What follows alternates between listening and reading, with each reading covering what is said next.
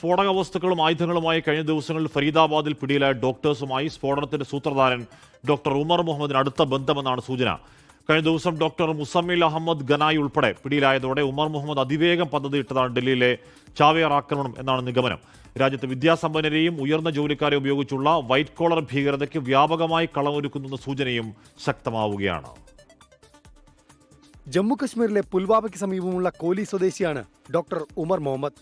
ശ്രീനഗറിലെ സർക്കാർ മെഡിക്കൽ കോളേജിൽ നിന്ന് MBBS പഠനം പൂർത്തിയാക്കി.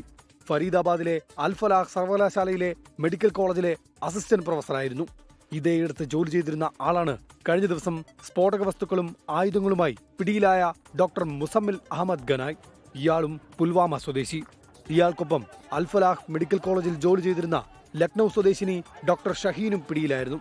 ഇതോടെയാണ് സഹപ്രവർത്തകനായ ഡോക്ടർ ഉമർ മുഹമ്മദ് ചാവേർ ആക്രമണത്തിന് പദ്ധതിയിട്ട് ഡൽഹിയിലേക്ക് തിരിച്ചതെന്നാണ് പുറത്തുവരുന്ന വിവരം. അറസ്റ്റിലായ സൗത്ത് കശ്മീരിലെ ക്വാസികുണ്ട് സ്വദേശി ഡോക്ടർ അദീൽ മജീദ് റാത്തറിനും ഫരീദാബാദ് സംഘവുമായി അടുത്ത ബന്ധമുണ്ടെന്ന് കണ്ടെത്തിയിരുന്നു.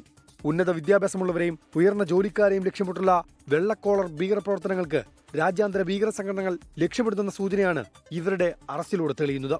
ഇക്കഴിഞ്ഞ 19-ന് ശ്രീനഗറിലെ നൌഗ്രാമിലും പരിസര പ്രദേശത്തും കണ്ട ജെയ്ഷെ മുഹമ്മദ് അനുകൂല പോസ്റ്ററുകളിൽ നിന്നാണ് അന്വേഷണം വെള്ളക്കോളർ ഭീകരതയിലേക്ക് കേന്ദ്രീകരിച്ചത്.